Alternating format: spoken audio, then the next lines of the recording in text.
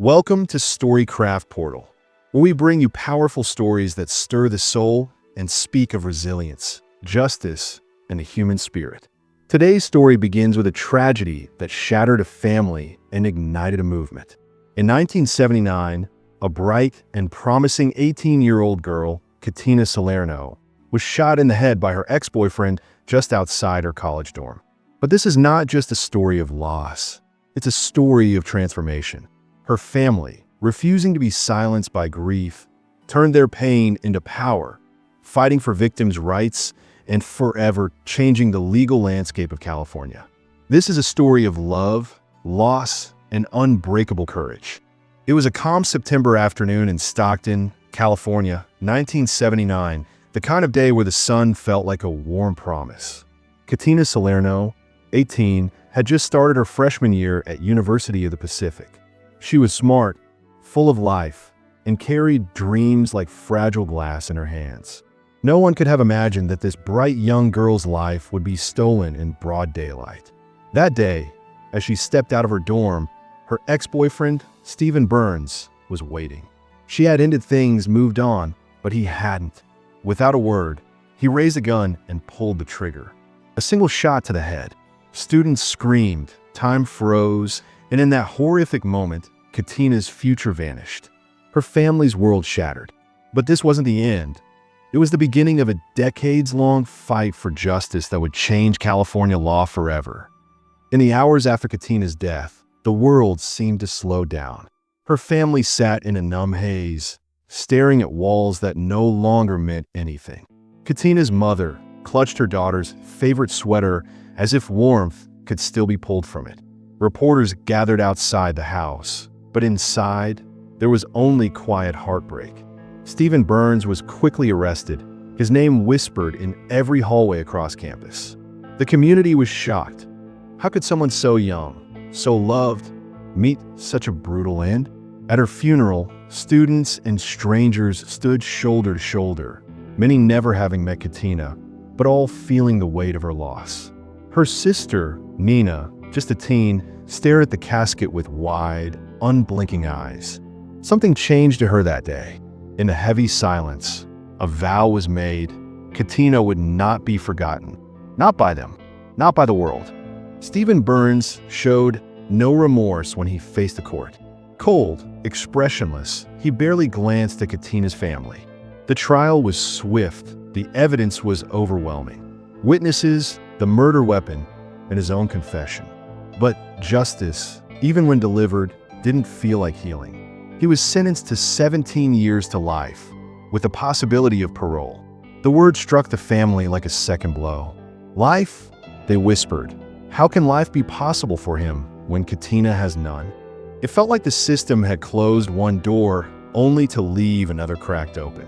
Nina watched every hearing, her young face learning pain before it ever learned adulthood. Her parents clung to each other in court benches that felt colder than steel. It was over, and yet it wasn't, because every few years, they'd be called again to fight to keep him behind bars. Years passed, but the wounds stayed fresh.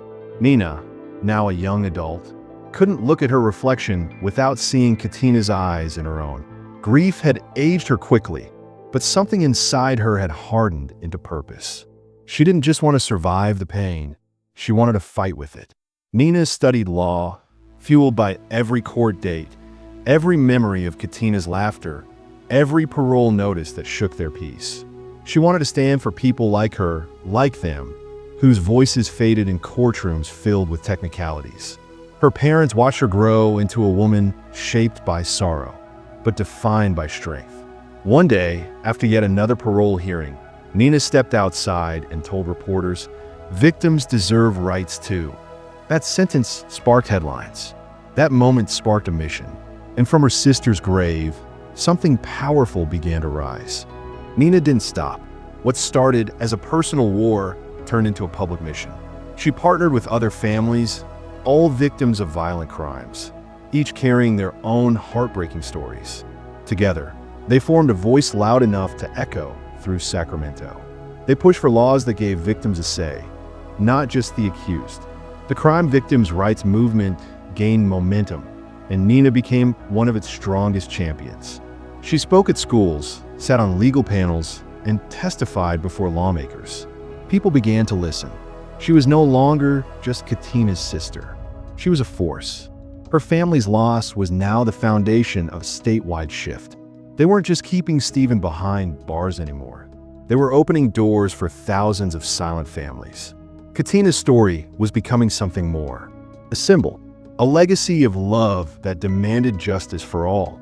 Years slipped by, but the threat never left. Stephen Burns, locked away for decades, was now eligible for parole. The system allowed it. Nina and her family received the notice. Cold, formal, and devastating. It reopened wounds they had spent years trying to heal. Nina prepared for the hearing like a general going to war. She gathered letters, testimonies, and every bit of legal muscle she could summon. On the day of the hearing, she stood before the parole board, her voice steady, her eyes filled with memory. "He stole a future," she said, "and he doesn't deserve one in return." The room was silent. The board listened, but Stephen spoke too. Calm, practiced, trying to prove redemption. It was a battle of hearts and procedures. When the verdict came, parole denied, her family cried again. Not from pain, but from relief.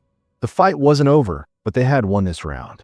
What began as a personal crusade evolved into legislative impact. Nina helped draft new laws ensuring victims' families had more rights. Rights to be heard, to be protected, to be respected. She testified before the California State Assembly, her voice now carrying the weight of thousands. Her words weren't just about Catina anymore. They were about every mother, father, and sibling left in the shadow of a crime. With each new law passed, she felt like she was stitching pieces of justice back into a broken system. Her family sat in the gallery as the first bill, allowing victim statements at all parole hearings, passed with overwhelming support. The applause wasn't loud, but it was powerful. They couldn't save Catina, but they were saving others. Her name was now part of the law, etched in justice. And that, Nina thought, is how legacy is born. As the movement gained momentum, more families joined. Some carried photos, others just names, but all of them carried pain. Nina organized annual vigils, marches, and summits where survivors stood hand in hand. There was power in unity. She created a platform called Voices for Justice, where victims' families could share their stories, track parole hearings, and support each other. It wasn't just advocacy anymore, it was a community. From small towns to major cities, people wore shirts with Catina's name, telling others, "She matters." They all do. Nina traveled the country, training DEAs and speaking at colleges. Her sister's death was now a mission for life. She knew every step forward still carried grief, but now it carried hope too.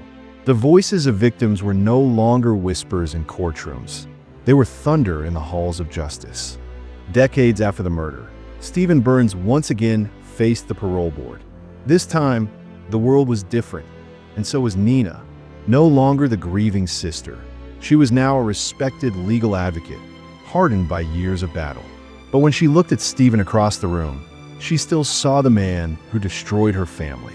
He gave a long statement, carefully worded, apologetic, rehearsed.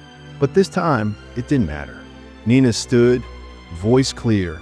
Remorse isn't just words. It's the weight you carry every day. He doesn't carry that.